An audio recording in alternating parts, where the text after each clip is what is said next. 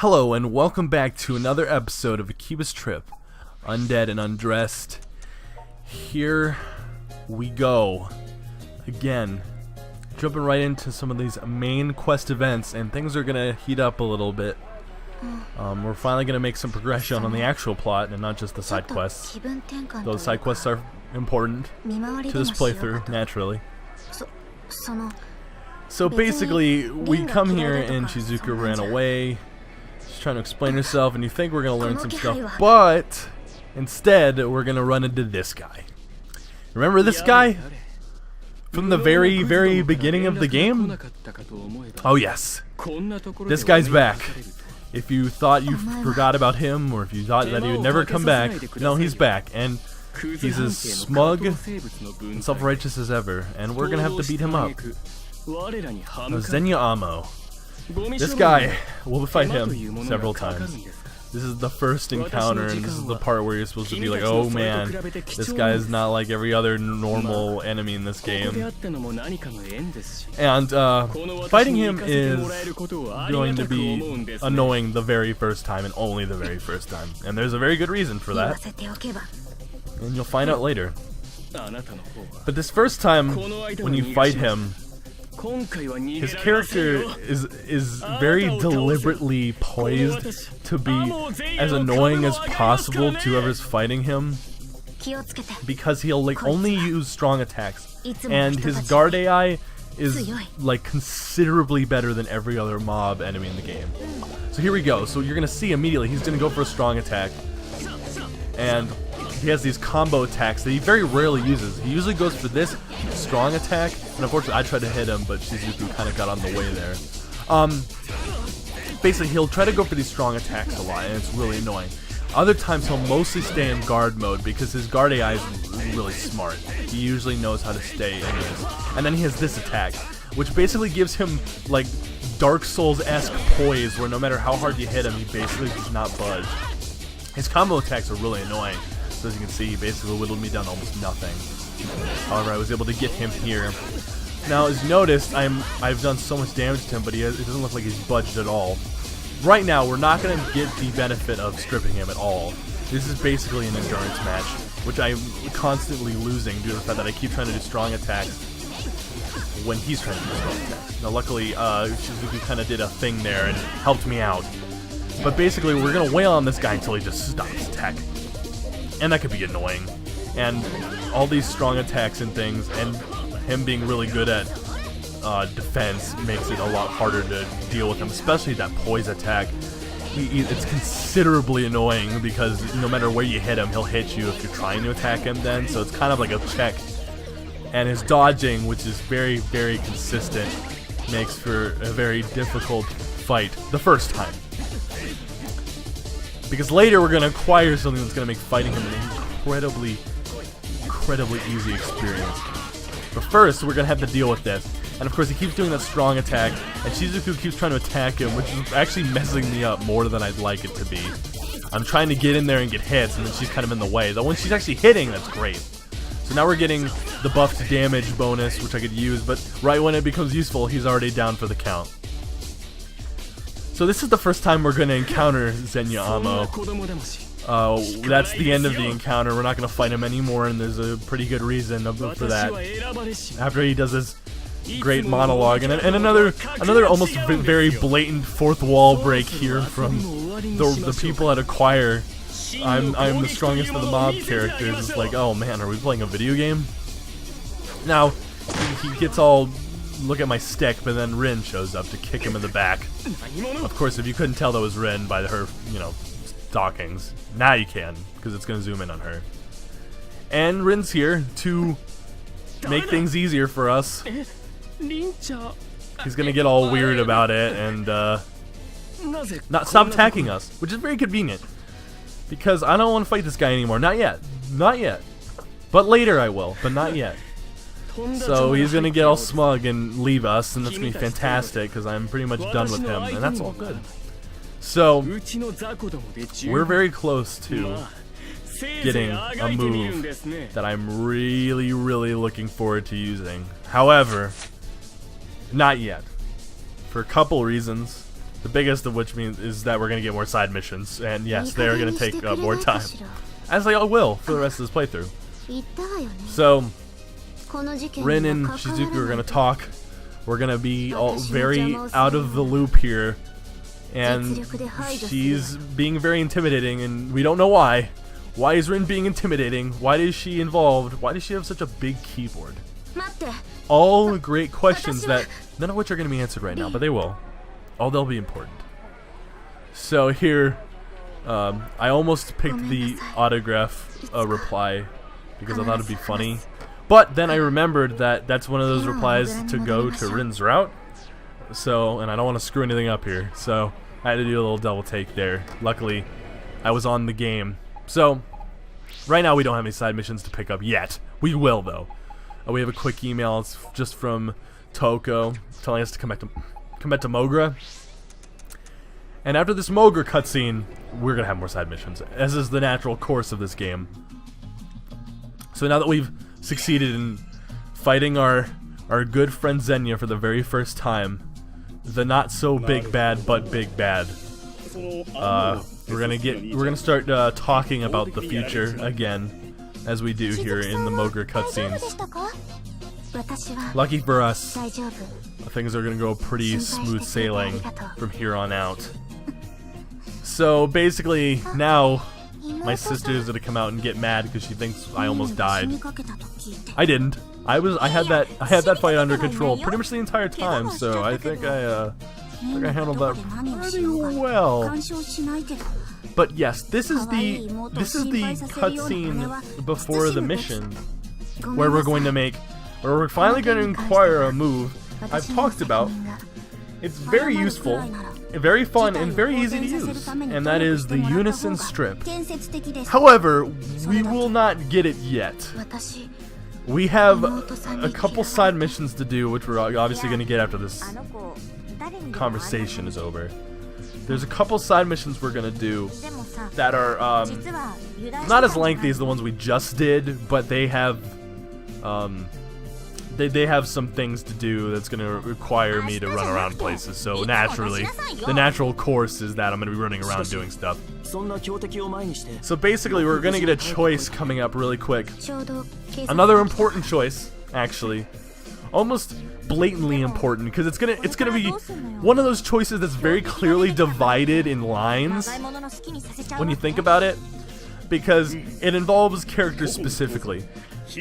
With routes, when you get choices that involve characters specifically, it is almost guaranteed that those are choices towards those characters in particular.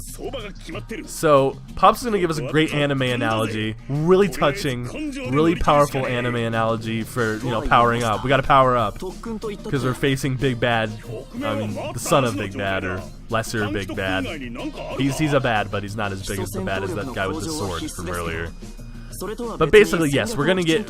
This is the game's way of introducing that. Yeah, we're gonna get a new move, and Shion shows up just in time. It's fantastic because this is the choice we're gonna make. So, to spoil this conversation before we get there, of course, as I do very, very elegantly, we're gonna get a choice to train with Shizuku, a choice to train with Toko, or a choice to let Shion drug us. And no, that's not me just hamming it up. She's literally going to give us drugs. So, in this game, naturally, we're going to get drugged. I mean, we're going to get fucked up. And the reason for that is because this is a choice for Shion's route, naturally. Because since we're picking between characters, we're going to pick her. So, I'm going to let her drug me. And it's gonna be fantastic, but we're not gonna get drugged yet. Like I said, I really cannot stress enough how happy it's gonna make me once I get Unison Strip, because it is so useful. It is so useful. It takes out characters so quick, and it stuns people. It's got an area of effect. It's so useful. It doesn't take that long to charge on lower difficulties, so we're basically gonna have it a lot, as is the natural course. But first, I don't want to risk losing side missions or having too much on my plate at once. So we gotta get those out of the way first. But we are going to get the choice to take secret drugs that are pharmaceutically approved. I'm sure the FDA has already looked over it, you know, a little bit under the table. But yes, before we get Unison Strip, before things become great, we do have to do side missions. Which is, yeah, we just gotta. I gotta keep true. But yes, no, Shizuku's gonna talk us into honing our skills with her, which we're not gonna do, naturally. But, I mean, she's trying to get us to go with her, and we're not gonna do it. And then Pops is gonna suggest great ideas, such as setting yourselves on fire and stopping an iron wrecking ball with your bodies, which is a great suggestion that we unfortunately do not get the choice of. We only get the choice to get drugged, and don't do drugs. This is an official statement from BMAT. Don't do drugs. Stay in school, unless the CEO of a pharmaceutical company who's also an anime girl offers you drugs. Then do it. So there's that jingle jangle. There's that little ring that shows that, yeah, you just made a choice towards a route. Good job. And of course, naturally, because we picked Shion's route, that's, you know, association. So Shion's actually going to tag along with us, even though we're not going to go straight to the battle arena to... I like that message, by the way. Oh boy, I wonder what she's going to do to me. Ho ho!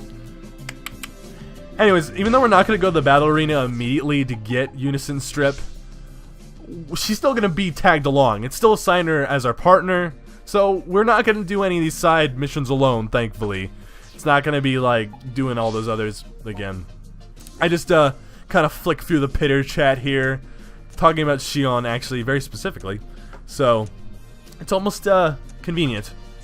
But of course, I just kind of flip through those. If you ever want to read them, just play the game, man. It's good. I promise. I'm playing it right now. So here we go. We got three new side missions. 3 fresh, right off the grill side missions. And this first one, of course, I kind of just flicked through them and my head was spinning and I forgot what any of them were. But the first one I decided to do was this one right at the top of Pops. And all he asks you to do is to go patrol Main Street. And I kind of could not remember exactly what that entailed, so instead, I just kind of went over to Main Street Southwest. And this first quest is kind of like, well, there's a lot of quests like this where you find certain people, and then there's like a goofy, you know, dialogue choice. It's like the one where it's like the guy taking pictures of girls, like taking pictures under her skirts and stuff, trying to get pantsuit shots. It's like, you go talk to them, you're like, man, you suck, and then you fight. And this is one of those. So basically, we got a message. A girl is claiming to be my sister. Of course, that's not true, because as you've seen, my sister never leaves the cafe. And also, it doesn't send us messages unless she wants us to do missions. So we're going to run over here, and there she is, just waiting. Our little sister. Not really. And of course, we're going to shut down her delusion, because naturally, as the hero of this story, we have to shut down what is wrong and what is deceit in the society. And of course, I'm just going to be very blunt. You're not my sister. Then she's going to get mad. She's going to be very mad, and then she's going to try to beat us up. And she's got a headache all of a sudden. So this is annoying because this is one of those fights. Of course, first off, she does that attack, and that was apparently unblockable. This is one of those fights that's a little close to like a passage to another area, and so the camera's gonna do this a lot, and I hate this. You saw this in the UD Plus fight versus, you know, the Romeo and Juliet stuff. This is one of those problems with the game where they set up like events too close to like area bridging, so it's just really awkward because I'm trying to do combat, but it's not focused on me. It's focused on a pan out shot. And of course, this other girl is involved in the fight, and she wasn't originally. She was obviously a Synthister just waiting. And of course, it just makes things annoying. And of course, I can't really focus on anything because the targeting is all messed up because of this pan out. So here I am, getting my ass whooped while I'm trying to whoop other people's asses. And of course, luckily, I did make short work of that girl almost, except for her headband. Her headgear, of course, I forgot to get rid of, so I'm going to just focus on that really quick. Doing some jabs. Of course, much like it is, dealing with headgear in this game is incredibly annoying. She has a one-handed weapon, which is making me try to do strong attacks towards the hair even harder than it has to be. And of course, unfortunately, I kept trying to do jabs here. She won that fight, which was really irritating. And this is one of those like huge examples I was talking about where the headgear in this game is just a huge pain in the ass, because it's the hardest to grab because they'll duck. It's the hardest to attack because they'll duck. I've spent like way longer trying to grab that headgear off her head than it should have taken. At this point, I was just pissed, and so I just wanted to make quick work of this girl so I could get the hell out of here. So there you go. We made quick work, or relatively quick work, of that. So now, naturally, the next course of events is we're going to go over to Junk Street. And we're going to do a fetch quest. Yes. I know you love fetch quests. This game is full of them. I mean, relatively. I mean, it's... what can I say? You go somewhere, you talk to people, and you get stuff. Pretty much fetch quests. So we're going to go to talk to Mysterious Miku, as I like to call her. She's called the Magi. Though it looks like Miku with an eye patch and a business suit. So, I mean, take your pick on what this is. But she wants us to find the cursed power supply. And for some reason, our friend at Mogra knows about the cursed power supply. So we're going to talk to Yuta. And he apparently has contacts in the industry. I've never heard or encountered a cursed power supply, but I do not have contacts in the industry. Not yet. So I'll ask them later when I get somewhere. So after this great detail-rich phone call, we're gonna learn that a hobo who lives on the side of the street knows where the cursed power supply is. So we're gonna go to Main Street Northeast, and we're gonna talk to a free spirit, which is, you know, the very nice, respectful way to call a hobo a hobo. I talked to Pops there again, because once again I was still a little confused, but his quest will become clear soon. So here he is. To get him to tell you about where the cursed power supply is, you have to win rock, paper, scissors. It's a little embarrassing because of a couple of reasons. One, the way to beat him in rock, paper, scissors is not RNG. It's static. I got lucky here. I almost won this because we tied the first round and I beat him on the second round, but I lost this third round. Or I won this second round, but I lost the third round. So basically, the hands he throws are consistent. So I kept spamming through the menus and fucking up repeatedly, and it was by accident. I knew at that point there were static responses, but I would keep forgetting to like go down, and so I was trying to rush through that so fast that I made it last longer than it had to. So then I was like, oh crap. Well, so then I got it right. So here I try to find this guy who's hidden in the alley. Unfortunately, I'm running around here forever looking for this guy. I thought he was in that alleyway. He was not.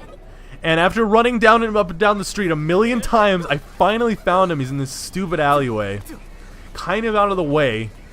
And so we have to tell him the password, Mr. Tittles, which will get us the cursed power supply. Thanks for us, and thanks to him, we now have the cursed power supply. So now we gotta go back to Junk Street and hand it to Business Suit Miku, who will reward us naturally for our toil, and of course, not his money in an increment of 500 or 5,000, 8,000, or 10,000 yen, which I'm pretty sure all the quests in this game are in those increments, but I might be wrong. So after giving this to Business Suit Miku, the Magi, whatever, that's gonna end that quest off, and now we're gonna go on to Pops' quest, but not in this episode. We're coming to a close, so I thank you for watching. I hope you stick around for more episodes, and I always appreciate it. I appreciate your viewership so much. Thank you very much, and I'm BMat, and I hope I'll see you around next time. Thank you.